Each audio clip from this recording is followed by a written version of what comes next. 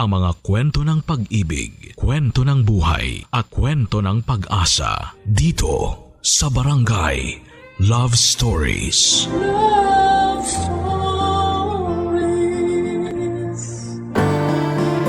Biyayang magkaroon ng isang tao na handang manatili sa iyong tabi gaano man kalakas ang unos ng buhay na iyong pinagdaraanan. Sila rin ang nandyan sa oras na sumibol ang bagong kinabukasan. Ikaw, kabarangay, meron ka bang kaagapay sa buhay na ito?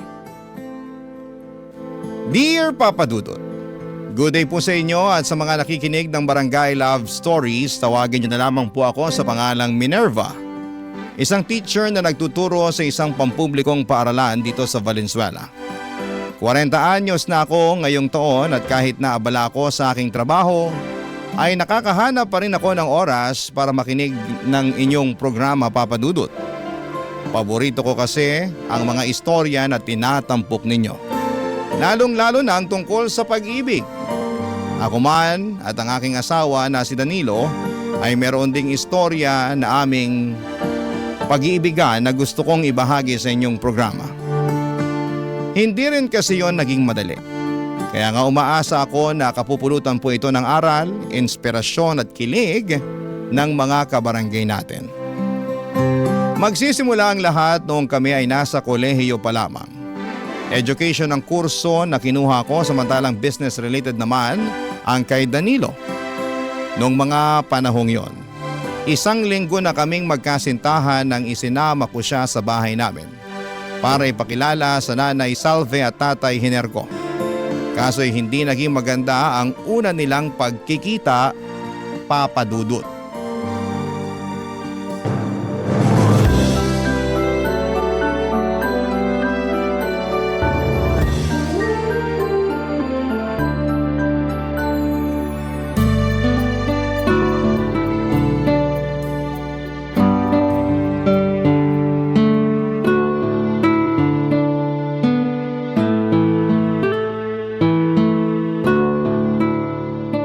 Tama ba ang narinig ko? Nobyo mo na ang lalaking to? Opo, Nay. Tsaka may pangalan po si Danilo. Huwag niyo po siyang tawagin ng ganyan. Tatawagin ko siya sa gusto kong itawag sa kanya. Huwag mo kong diktahan. Di mo naman kami masisisi ng nanay mo kung nagulat kami na may nobyo ka na pala. Wala ka rin kasing nababanggit sa amin, anak. Pasensya na po kayo, Tay. Hindi ko naman po intensyon na itago sa inyo. Hindi lang ako makatsyempo na makapagsabi dahil masyado kayong abala ni nanay sa pagtitinda. Malamang, kabuhayan natin yun eh. Kung hindi kami magtitinda ng tatay mo, anong ipambibili natin ng pagkain at ipanggagastos dito sa bahay, di ba? Alam ko naman po yun. daw. Kung alam mo, sana matinong lalaki ang pinili mo para maging nobyo. Hindi yung ganyan na mukhang adik sa kanto. Tama ang nanay mo. Sobra naman po kayo, Nay. Nagsasabi lang naman ako ng totoo, no? Hoy, Danilo, sigurado ka ba talagang nag-aaral ka? Sa itsura mo kasi, parang hindi. Nag-aaral po ako. Nay, grabe naman po kayo kay Danilo. Nagtatanong lang ako. Siyempre gusto kong makasigurado na nasa mabuting kamay ka. Na hindi ka sasaktan ng kung sino-sino. Lalo na yung lalaking yan na mukhang hindi gagawa ng matino. Hindi ko po sasaktan si Minerva. Mahal ko po ang anak niyo. Abay, dapat lang na mahalin mo ang anak namin.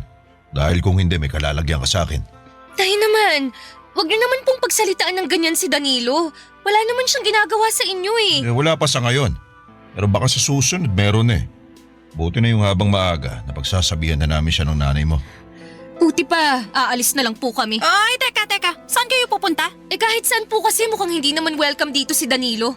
Tsaka nahihiya na rin po ako sa kanya dahil sa ugali niyo ni tatay. Ayos lang ako, Minerva. Oy, ayos lang naman daw pala sa kanya eh. Narinig mo ba yon, Minerva? Narinig ko. Pero ako, hindi ayos. Dahil harap-harapan yung iniinsulto ang nobyo ko.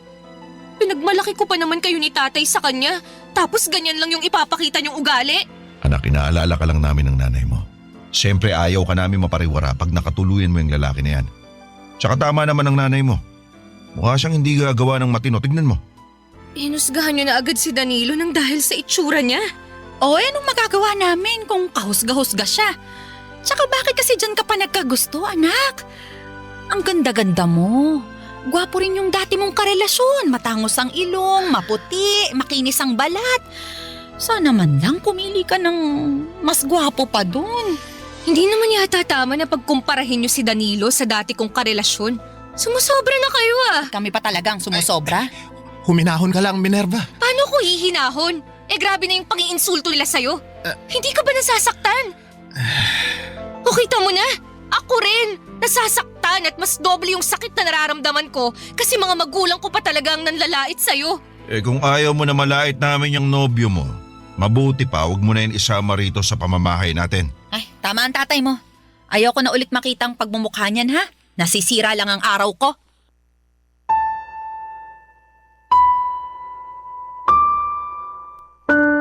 Papa Dudut, hindi si Danilo ang unang nobyo ko. Meron pang isa na nauna sa kanya na nilarawan nga ni nanay na mas nakakalamang daw pagdating sa itsura. Halata rin na mas gusto nila niyon ni tatay kesa kay Danilo kaya naman nasaktan ako kasi mahal na mahal ko ang kasintahan ko.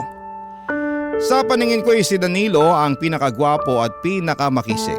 Bukod doon ay napakabuti rin ng kalooban niya. Mabait siyang anak sa mga magulang niya at kuya sa kanyang mga kapatid. At yon ang mga katangian na una kong nagustuhan sa kanya. Kaya nga kahit tutol sina nanay at tatay sa aming pagmamahalan, ay pinagpatuloy pa rin namin ang aming relasyon ni Danilo. Kaya lang makaraan ng 2 linggo ay merong malungkot na nangyari sa pamilya ng nobyo ko. At yon ay ang pagkamatay ng kanyang tatay, Papa Dudut.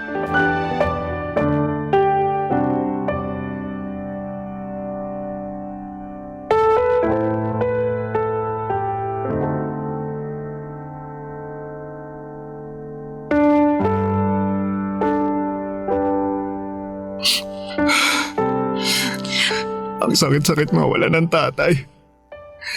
Hindi pa kami handa eh. Masyadong biglaan yung nangyari. Hindi nga ako nakapagpaalam sa kanya bago siya nawala. Sobrang sakit. Para ako mamamatay. Iiyak mo lang, Danilo. Andito lang ako para damayan ka. Maraming salamat, Minerva. Kung wala ka, baka hindi ko kayanin. Huwag mong sabihin yan. Marami ka ng kinaya nung wala pa man ako sa buhay mo, di ba? Oo, pero iba naman ngayon. Lalo nangyari pa to sa pamilya namin, kaya mas kailangan kita. Sa totoo lang, di ko na alam kung paano na kami pagkatapos mailibing si tatay. Anong ibig mong sabihin?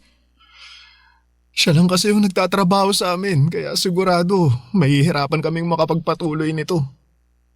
Tapos sakitin din si nanay at maliliit pa ang mga kapatid ko, kaya walang pwedeng ibang asahan na magtrabaho kundi ako. Ibig mong sabihin, mag-working student ka? Tingin ko nga hindi ko kakayanin lalo sa sitwasyon ng pamilya namin eh. Kaya nga naisip ko na tumigil na muna sa pag-aaral at mag-focus na lang sa paghahanap ng trabaho. Sigurado ka na ba sa desisyon mong yan? Oo. Napag-isipan ko na yun at kinausap ko na rin naman si nanay. Anong sabi niya? Ayaw niya kasi 2 taon na lang graduate na sana ako. Pero naisip ko na matagal pa yun. Paano na lang kami mabubuhay sa 2 taon na yun, di ba? Ibig sabihin hindi kami kakain? Hindi magbabayad ng bills at hindi bibili ng maintenance ng mga gamot ni nanay? Ayoko namang mangyari yun. Kaya kung kinakailangan na magsakripisyo ako, gagawin ko. Naiintindihan ko naman ang sitwasyon. Hindi ko lang napigilang manghinayang kasi pangarap nating makapagtapos ng sabay, di ba? Tapos iba pa rin kapag may diploma kang hawak. Kumbaga, mas maraming malalaki at magagandang oportunidad ang darating sa'yo. Oo nga, pero wala akong choice eh. Mahirap lang din ang mga kamag-anak namin kaya di namin sila pwedeng asahan na tumulong sa amin sa lahat ng pagkakataon. Sa bagay. Kaya pasensya ka na kung biglaan yung desisyon ko ha. Ay, huwag kang humingi ng pasensya. Lalo't hindi mo naman kontrolado ang sitwasyon. Kaya nga eh. Nakakalungkot lang kasi. Bakit ngayon pa talaga nangyari to kung kailan malapit ko na sanang matupad yung pangarap sa akin ni tatay na makapagtapos ako? Naniniwala ako na hindi rin naman ginusto ng tatay mo yung nangyari. At proud siya sa'yo, ano man ang maging desisyon mo sa buhay. Ganon din ako, Danilo. Proud na proud ako sa'yo.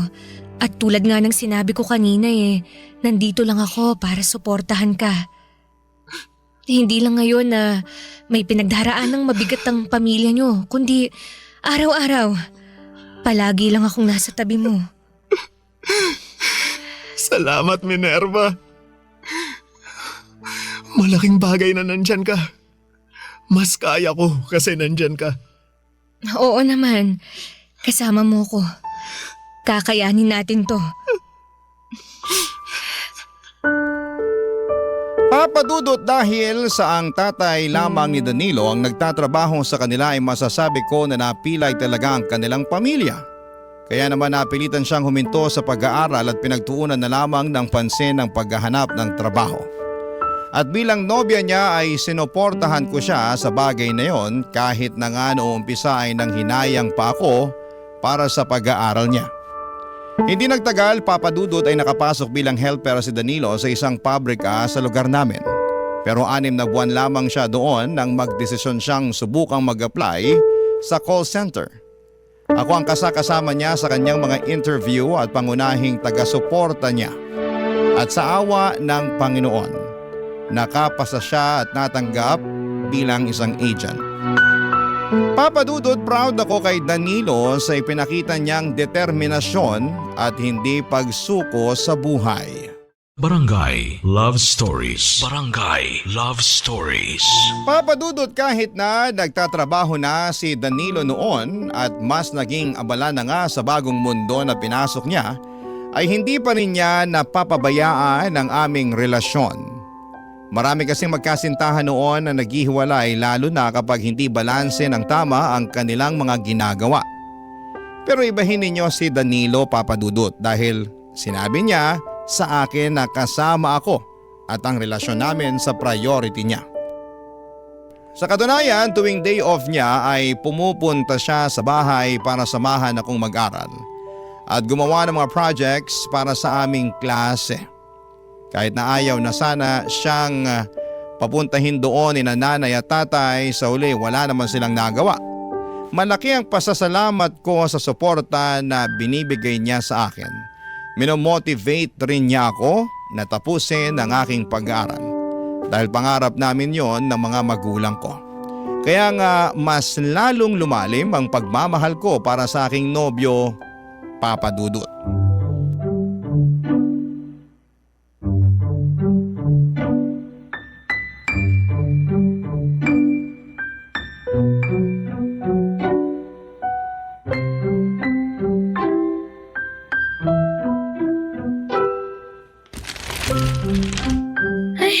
Grabe, pagod na ang utak ko sa kare-review. Pwede bang kumain muna tayo? May biko sa ref, luto ni nanay. Gusto mo ba? O sige, sakto. Gutom na rin ako. Kuha ako, sandali lang ha. Tubig. Gusto mo rin? Oo, salamat. Walang anuman. Wait mo ako dyan ha. Sigurado akong magugustuhan mo tong biko ni nanay. Specialty niya to eh.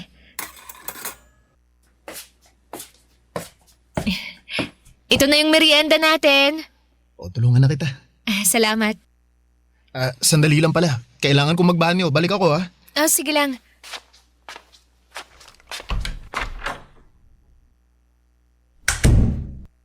Oh, dahan-dahan, Hiner, ha? Baka matalisod ka niyan Ewan ko na lang sa'yo. Dadahan-dahan naman ako eh. Masakit lang talaga tong tagiliran ko. Nay, tay, andyan na po pala kayo. Tulungan mo nga kami rito ng tatay mo. Kanina ko pa inaakay, nabibigatan na ako. Sige po. Tay, kapit kayo sa akin, ha? Salamat, anak. Upo muna po tayo para makapagpahinga kayo. Sige. Salamat. Kasandal na rin tong likod ko. Kanina pa ito sumasakit eh. Kanina pa rin sumasakit ang likod ko sa'yo, Hiner. Pasensya ka na. Kung kaya ko lang yung sarili ko, di sana di na ako nagpatulong sa'yo, di ba? Huwag na po kayong mag-away. Hindi kami nag-aaway, anak. Oh, nandito na po pala kayo, Nay, Tay. Oh, anong ginagawa ng lalaking to dito? Nay, pinapunta ko po rito si Danilo para tulungan akong mag-review. Bakit? Hindi ka ba marunong mag-review mag-isa? Bakit kailangan mo pang tulong niya? Tapos nakuha mo pa talagang pakainin at painumin niyang lalaki na yan. Nay naman. Ganitong napapagod ako at nai-stress sa nangyayari tapos sumabay ka pa talaga, Minerva. Kabilin-bilinan namin sa'yo na wag mo nang isasama yung nobyo mo dito sa pamamahay natin. Pero sige ka pa rin. Wala naman pong ginagawang masama si Danilo. Pasensya ka na sa nanay ko ha. Pagod lang siya. Hindi, ayos lang. Naiintindihan ko naman. Ay, naku naman talaga. Ganyan na ba mga kabataan ngayon? Hirap niyong pagsabihan. Wala naman po kaming ginagawang masama. Salve, hayaan mo na sila. Kesa naman sa bahay ng nobya niya tumambay ang anak mo. Gusto mo ba yun? Siyempre ayoko. Okay, kaya nga manahimik ka na dyan. Ingay-ingay mo, kitang masama na nga pakiramdam ko. Ano po bang nangyari? Kumusta ang check-up ni tatay? Ayun na nga. Kumpirmado na may sakit sa bato tong tatay mo.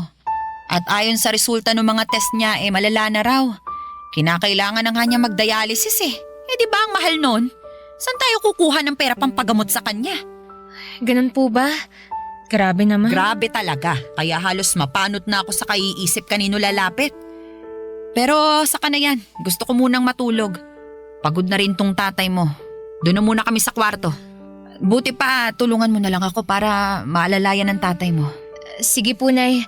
Tay, tulungan ko na po kayo. Teka, hindi pa nga nag-iinit puwet ko sa pagkakaupo, tatayo na naman tayo. Huwag ka nang magreklamo dyan. Mas maigi nang nandun tayo sa higaan. Sige na nga, para makahiga na rin ako.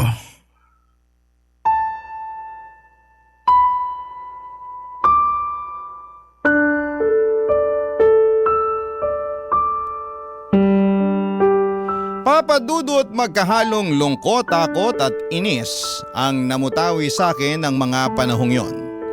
Lungkot at takot para sa kondisyon ng tatay ko at inis dahil sa asal niya sa nobyo ko. Wala namang ginagawang masama sa kanila si Danilo pero sobra naman kung pagbuntunan nila ito ng galit. Kaya nga dismayado talaga ako sa pakikitungo ng mga magulang ko sa nobyo ko.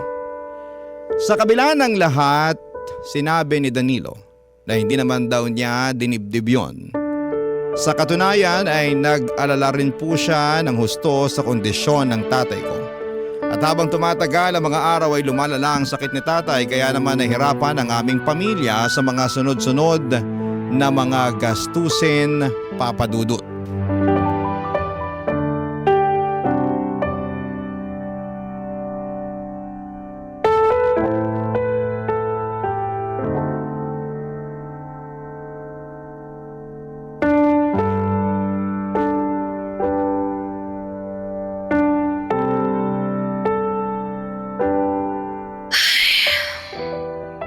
Oh, kanino ko pa napapansin na panay ang buntong hininga mo ah. Sorry ah. Hindi ko lang mapigilan eh. Nalulungkot kasi ako kaya hindi tuloy tayo makapag-concentrate sa pagre-review natin. Ay, okay lang naman. Pwede tayong huminto sandali para pag-usapan kung bakit ka malungkot. May problema ba, Minerva? Meron. Malaki. At tungkol yun kay tatay. Oh, may nangyari ba sa tatay mo? Sabihin mo sa akin. Habang tumatagal, lalong lumalala yung sakit niya eh. Tapos nitong mga nakaraang araw labas-pasok na siya sa ospital para magpa-dialysis at magpa-check up. Bukod kasi sa sakit niya sa bato, may iba pa siyang sakit na iniinda. Kaya halos masaid na yung pera namin sa gastos pagpapagamot sa kanya. Tapos yung kaisa-isa naming negosyo na tindahan sa palengke baka malugi pa. Ano na lang kami, diba? Nalulungkot akong malaman yung sitwasyon ng pamilya niyo, Minerva. Kung may maitutulong ako, magsabi ka lang sa akin. Pwede akong magbigay ng kahit konting tulong pinansyal para makabawas man lang sa mga gastusin ninyo. Salamat, Danilo. Pero alam ko naman na malaki rin ang responsibilidad mo sa pamilya mo. Tsaka kamakailan lang may pinagdaanan din kayo. Tapos ngayon pa lang kayo nakakabawi ulit. Naku, wala namang kaso yon, lalo't pamilya mo naman ang dumaraan sa pagsubok. Kaya nga nandito lang ako para umalalay at dumamay sa'yo. Hindi naman malaking pera ang kaya kong ibigay pero alam ko makakatulong yun sa inyo.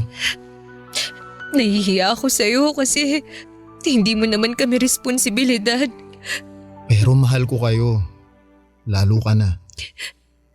Mahal mo pa rin sina nanay at tatay kahit hindi maayos ang trato nila sa'yo.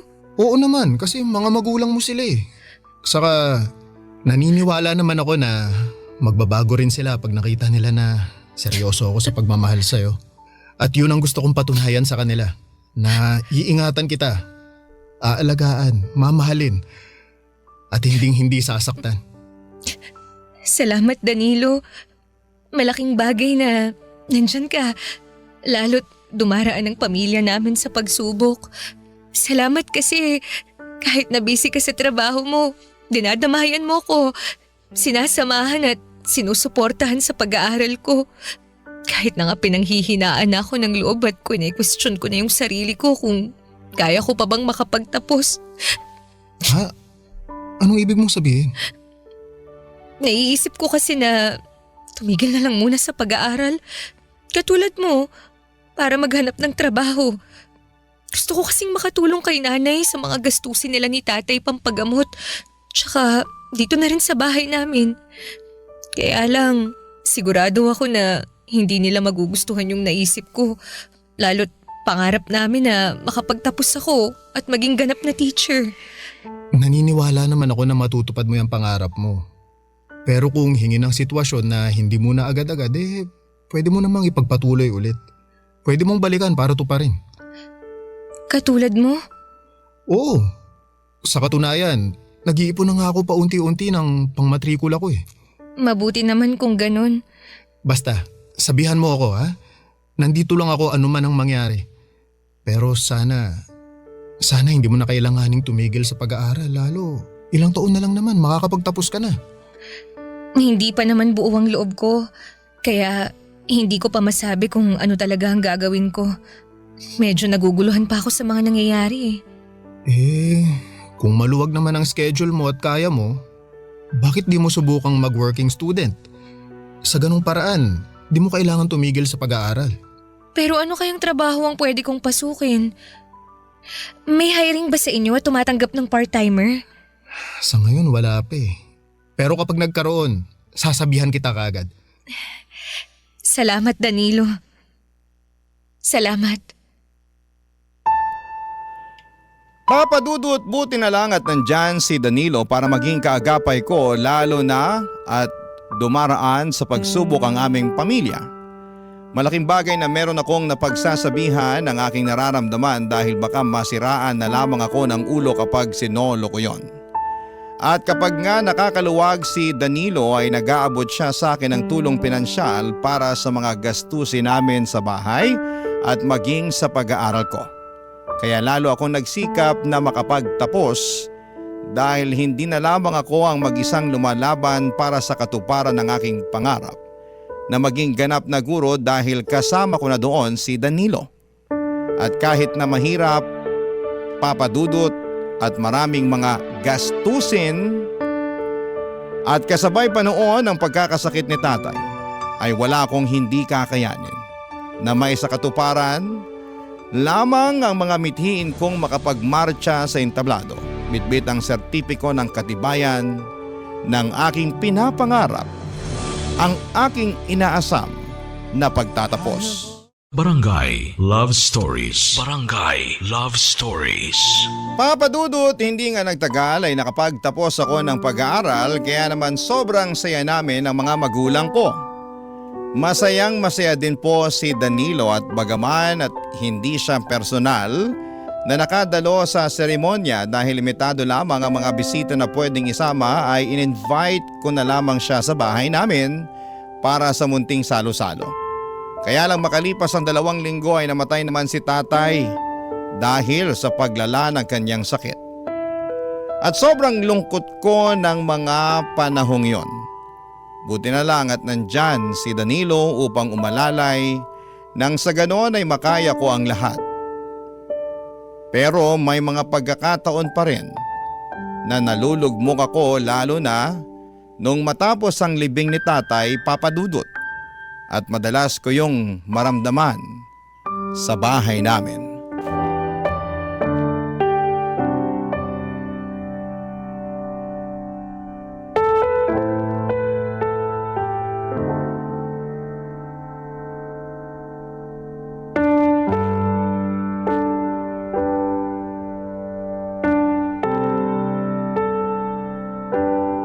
Nay, ano pong ginagawa niyo sa mga gamit at damit ni tatay? Hindi ba halata? Di nililigpit ko. Kaya nga kinuha ko tong mga nakatambak na karton sa tindahan. Kasi dito ko planong ilagay ang mga damit at gamit ng tatay mo. Namimiss ko po si tatay. Lalo na yung mga damit at gamit niya. Ako rin. At bilang asawa, masakit sa akin na gawin ang bagay na to. Pero kailangan. Baka lalo tayong hindi makausad kapag nakikita pa rin natin ang mga damit at gamit niya na nandito sa kwarto. Pero hindi naman po ibig sabihin nun na kakalimutan na natin si tatay, di ba? Hindi ko pa po kasi kaya eh. Sino bang nagsabi sa'yo na kalilimutan natin siya? Siyempre hindi.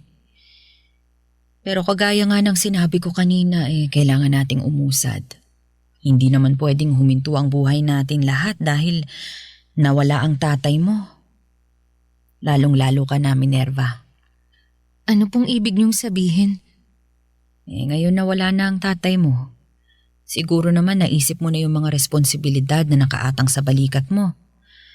Isa na nga dun yung maging ganap na guro ka.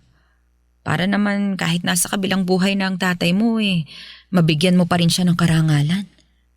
Kailan mo ba planong kumuha ng lisensya? Tungkol po sa bagay na yan, ang totoo, wala pa po akong plano. Ha? Paano wala ka pang plano? Kamamatay lang po kasi ni tatay. Hindi ko pa po kayang mag-focus sa pagre-review kasi nagluluksa pa po ako. Kasasabi ko lang na hindi pwedeng huminto ang buhay natin ang dahil lang sa pagkamatay ng tatay mo. Tapos lilinyahan mo ko ng ganyan? Ano na lang sasabihin sa'yo ng tatay mo sa kabilang buhay? Sige nga. Kabilin-bilinan pa naman niya na gusto kanyang maging lisensyadong guro kahit nawala na siya. Tapos sasabihin mo sa akin na hindi mo pa kaya? Nay naman Naku, wag mo nga akong artihan ng ganyan, Minerva. Hindi po ako nag-iinarte. Pero sana wag niyo naman po akong i-pressure. Ipe-pressure kita hanggang maisip mo na hindi ka pwedeng tatamad-tamad lalo't wala na ang tatay mo. Kung hindi ka magiging lisensyadong guro, anong plano mong gawin sa buhay mo, aber? Hindi ko naman po sinabing hindi ako magiging lisensyadong guro Pero gusto ko po munang magpahinga lalo't nagluluksa pa ako. Luksa ka dyan. Ando na tayo. Pero hanggang kailan? Hindi ko po alam. Yan ang dapat mong alamin dahil wala kang habang buhay para magluksa, Minerva. Kung hindi ka rin lang naman kukuha ng lisensya ngayong taon, mabuti pang magtrabaho ka na lang para makatulong ka dito sa bahay natin. Baka nakakalimutan mong mag-isa na lang ako na nagtataguyod sa inyong magkakapatid. Ay, baka hindi ko kayanin at ako naman ang bumigay at magkasakit. Sige ka. Alam ko naman po yun. At hindi ko rin naman kayo pababayaan Pero sana, bigyan niyo muna ako ng panahon na… Paulit-ulit tayo Hirap kasi sa inyong mga kabataan, mahihina ang loob. Madamdamin kaya kaunting bagay, kaunting kibot dinidibdib. Huwag ganon, Minerva, ha? Gayahin niyo kami.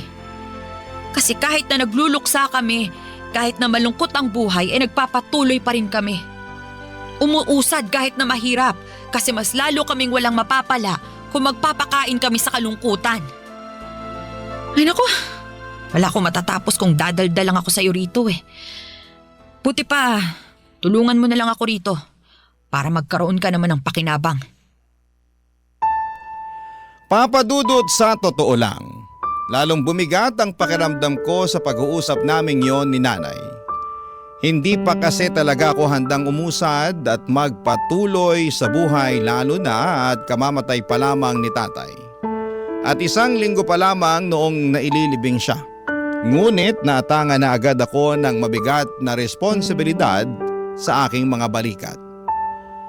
Litong-lito po ako at hindi ko po alam kung saan at papaanong magsisimula. Kaya nga si Danilo ang madalas kong kasakasama ng mga panahong yon. Sa katunayan ay sa bahay nila ako natutulog dahil mas gumagaan ang loob ko. At nakakahinga ako ng maluwag pag wala ako sa bahay namin. Naalala ko lang kasi doon si tatay. Kaya naman lagi ako nalulungkot at umiiyak doon. Tapos ay pinipressure pa ako ni nanay, Papa Dudut. Makalipas nga ang 3 buwan ay nabuntis ako ni Danilo at masasabi ko na lalong nag-ibang takbo ng mundo ko. At kahit pa kapwa kami may takot sa magiging reaksyon ni nanay ay matapang pa rin naming sinabi sa kanya ang mga plano namin ni Danilo. Ngunit bukod sa pagbubuntis ko ay meron pa kaming sinabi kay nanay na labis niyang ikinagulat.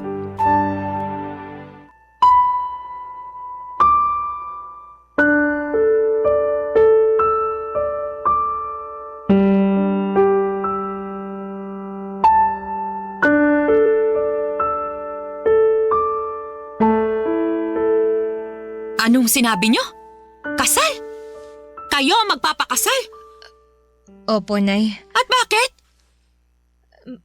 Buntis na po kasi ako. Kaya gusto na po namin magpakasal ni Danilo. Ano ka mo? Buntis ka? Opo. Ayan na ka naman talaga ng teteng. Bakit ka nagpabuntis sa lalaking yan? Mahal ko po si Danilo. At mahal ko rin po ang magiging anak namin. Mahal ko rin po si Minerva kaya naman pananagutan ko po siya. Ay wala akong pakialam sa pagmamahalan nyo. Pero walang magpapakasal sa inyo. Bakit naman po? Nagtanong ka pa talaga? Akala mo yata laro-laro lang ang kasal eh. Hoy, para sa kaalaman mo, kapag kinasal ka na sa lalaking yan, eh habang buhay ka nang nakatali sa kanya. Alam ko po yun. At handa naman po akong matali kay Danilo. Hindi mo talaga alam ang sinasabi mo, ano? O sige, sasabihin ko sa'yo para maintindihan mo. Makinig kang mabuti, ha? Kamamatay pa lang ng tatay mo. Kagagraduate mo lang din tapos nagpabuntis ka na agad at sa Danilo pa na yan. Hindi ka pa nga nagiging lisensyadong guro tapos gusto mo lang pala maging nanay? Eh sana hindi ka na lang namin pinag-aaral ng tatay mo. Sana hindi ka na lang namin ginastusan kung wala rin pala kaming mapapalang tulong sa'yo pagdating ng araw. Ano po bang klaseng tulong ang gusto niyong gawin ko? Eh hindi naman ako naging rebeldeng anak sa inyo ni tatay ah. Tsaka hindi naman po porke magpapakasal na kami ni Danilo, eh kalilimutan ko na ang responsibilidad ko sa pamilya natin. Lalo na yung pangarap ko na maging lisensyadong guro. Tutuparin ko pa rin naman po yun kapag nakapanganak na ako. Akala mo ganun kadali ang sinasabi mo? Pwes hindi, Minerva. Dahil sa oras na maging nanay ka na, sa anak mo na iikot ang buhay mo. Kagaya ko. Wala na akong panahon sa sarili ko dahil nakatuon lang ang isip ko sa kung paano namin kayo bubuhayin ng tatay nyo. Pero hindi po ba ganun naman ang mga magulang? Kung hindi pa po pala kayo handa sa responsibilidad ng pagkakaroon ng anak, eh di sana hindi na lang kayo nag-anak. Ba't talaga namang sumasagot ka pa talaga ha? Nagsasabi lang po ako ng totoo. Nay, alam ko po na masama ang loob niyo sa amin ni Minerva dahil sa nangyari. Pero pinapangako ko po na hindi ko pababayaan ang anak niyo at ang magiging anak namin. At kapag kaya na namin babawi kami sa inyo. Saka tama po si Minerva. Hindi namin kalilimutan yung responsibilidad namin sa kanya-kanya naming pamilya kahit na may mga anak na kami. Magsisikap po kami, lalo na ako, para matupad po ang bagay na yun. Magsisikap daw baka naman puro lang kayo salita. Tapos kamukat-mukat makakalimutan nyo na yung sinabi nyo. Naku talaga naman. Hindi po mangyayari yun dahil may isang salita po ako. Mahal ko po si Minerva at mahal ko rin ang pamilya niya kaya naman kasama kayo sa plano ko. Ay, ewan ko sa inyo. Hindi ko naman hinihingi na buhayin nyo ko, ganito, ganyan. Ang gusto ko lang tulungan nyo ko. Lalo ka na, Minerva. Sana bago ka mag-asawa at magkaanak may maayos ka na ring buhay para hindi kawawa yung magiging anak nyo ni Danilo. Kaya nga magsisikap po kami ni Danilo, Nay. Lalo ngayon na magkakaanak na kami. Bahala kayo sa buhay nyo. Magpakasal kayo kung gusto nyo, wala na akong pakialam. Basta wag na wag kang lalapit sa akin, Minerva, ha? Habang umiiyak at magsasabi na nagsisisi ka na nag-asawa ka ng maaga at nagkaanak dahil sa hirap ng buhay.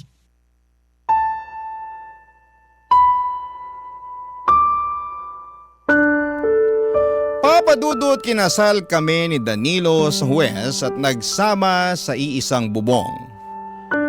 Pero tumira muna kami sa bahay nila para maasikaso ako ng nanay niya hanggang sa makapanganak ako. At mag-isang taon ang baby namin, Papa Dudut. Tapos noong na-promote ang asawa ko sa trabaho niya ay nakaipon kami para makapagrenta ng maliit na apartment. Noong nagdesisyon akong kumuha na ng lisensya sa pagkaguro ay sinuportahan ako ni Danilo. At hindi nga po nagtagal ay nakapasa naman ako at doon na nga nagsimula ang pagtuturo ko. Kung tatanungin ninyo ako kung kumusta kami ni nanay ay masaya akong sasabihin na maayos naman ang relasyon namin. At mahal na mahal niya ang apo niya. Hindi rin kasi niya ako natiis lalo na noong nanganak ako. At siyang nag-alaga sa anak namin ni Danilo kapag nasa trabaho kaming pareho. Sa kabilang banda ay guilty din ako kasi hindi ako agad nakabawi sa kanya lalo na noong namatay si tatay. Kaya nga wala na akong sinayang na sandali noong nabigyan ako ng pagkakataon na tuparin na ang matagal na nilang pangarap para sa akin. At habang tinutupad ko yon ay malaki ang pasasalamat ko sa aking asawa na nanatili sa aking tabi at naniwala sa kakayahan ko. Hanggang dito na lamang po, Papa Dudut, ang sulat ko. Sana po'y mapili po ninyong i-ere sa programa ninyong Barangay Love Stories. God bless and more power sa inyong istasyon. Ang inyong forever kapuso at ka-Barangay Minerva. Kwentuhan naman tayo dito sa comment section.